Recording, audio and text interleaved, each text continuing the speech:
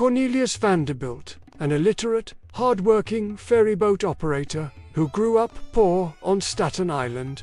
By the time of his death in 1877, Cornelius had become one of the richest men in America, controlling much of the nation's shipping and railroad industries through an empire spanning coast to coast. In this episode, we look at how Cornelius Vanderbilt built his massive transportation empire and earned himself the nickname the Commodore. Let's jump in. Cornelius Vanderbilt was born on Staten Island in the year 1794. His father was a farmer and his mother was the daughter of a wealthy family who had fallen on hard times. Growing up, Cornelius didn't have enough money to buy books, so he never learned to read or write. But his father gave him a small sailboat called the skiff, which Cornelius would use to transport goods between Staten Island and Manhattan. And it was here, at the ripe age of 16, that Cornelius got his start in the transportation business. Now, back then, the New York harbor was full of sailboats doing all sorts of work, carrying passengers and cargo, towing barges, and so on.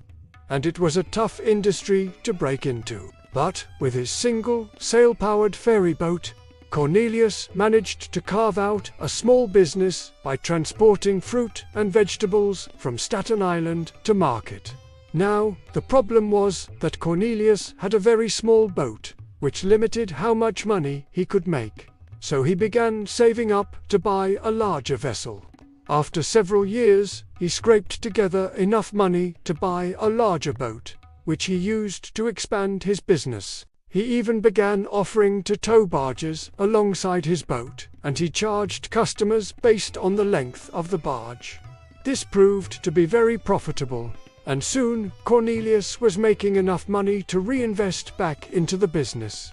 By the age of 26, he used his profits to purchase a fleet of 6 boats, which he used to start his first ferry line connecting Manhattan with Staten Island and Elizabeth, New Jersey. Now, these boats were still powered by sails, but Cornelius recognized that the future of the industry was in steam power, and he knew if he wanted to grow his business, he needed to invest in steamboats.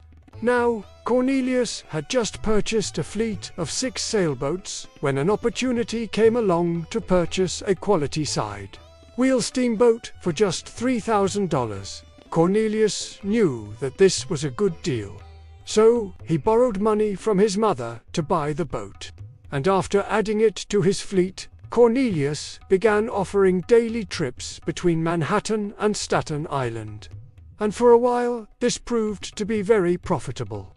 But, within a couple years, Cornelius's peaceful little ferry operation found itself smack dab in the middle of the cutthroat steamboat era. You see, throughout the 1810s and 1820s, steamboats took over the waterways across America.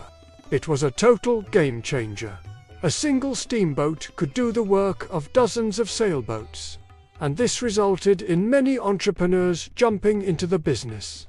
Suddenly, Cornelius's little ferry operation went from being rather peaceful to super competitive. And, as if this wasn't bad enough, Cornelius kept getting undercut by a fellow Staten Island native named Thomas Cornell. Cornell ran a rival ferry service connecting Manhattan directly to Elizabeth, New Jersey. And since he operated solely with steamboats, he was able to charge lower prices, which drew away many of Cornelius's customers. To combat this, Cornelius decided to fight fire with fire. He bought 2 new steamboats and began offering daily trips from Manhattan to New Jersey for half the price of his competition. This caused quite a stir in the industry. No one had ever seen such low prices on a Trans-Hudson crossing, and it seemed that the public was happy about it. Cornelius's business began booming. Within a few years, he was making $100 a day, the equivalent of roughly $3,000 today. Now, this was great news for Cornelius, but it was terrible news for his competition. They simply couldn't match these low prices. and eventually they were forced to shut down their businesses and sell to Cornelius, who was now widely known as the Commodore. The name stemmed from his dominance of the steamboat trade. He created an immense network of ferry lines and shipping routes stretching from Staten Island all the way down to the Caribbean.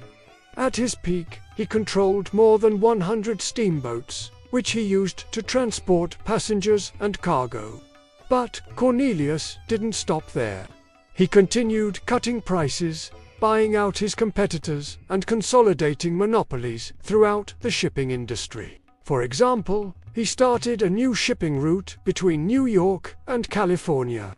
Back then, the only way to get to California was through the Panama Canal. But Cornelius discovered a faster route through Nicaragua, which cut days off of transit time. He established a shipping route between New York and San Francisco, and it was so successful that at one point Cornelius was collecting nearly $500,000 a month in freight alone. That's the equivalent of roughly $15 million today. So at this point, Cornelius was already immensely wealthy. But he still wasn't done. He continued to expand his shipping empire until the mid-1850s, when he turned his attention toward the railroads. You see, Cornelius was a keen observer of the marketplace, and as early as the 1840s, he noticed something interesting happening. People were starting to take less and less trips on his steamboats, and instead they were choosing to travel by rail. The railroads were expanding quickly across America, and Cornelius knew that the age of shipping was coming to an end. So in his 60s, he began selling off his steamship lines to invest heavily in railroads. He joined forces with two railroad tycoons, Thomas Rice and Daniel Drew, to form what would become the largest railroad company in the world. As the new industry of railroads boomed, Cornelius expanded his railroad empire across America. He connected the East Coast with Chicago and beyond, and he even dabbled in building railroads in Europe. Now, Cornelius Vanderbilt died in 1877, and by that time, he had made a fortune for himself and his family. His son, Cornelius II, would go on to become the richest man in the world. But Cornelius I will always be remembered as a shrewd businessman, who rose from humble beginnings to build a massive transportation empire. He was a ferry boat operator who became a railroad and shipping magnate, dominating the American transportation industry from coast to coast. All right, everyone, that's all for this episode. If you enjoyed it, please hit the like button and subscribe for more. We'll see you next time.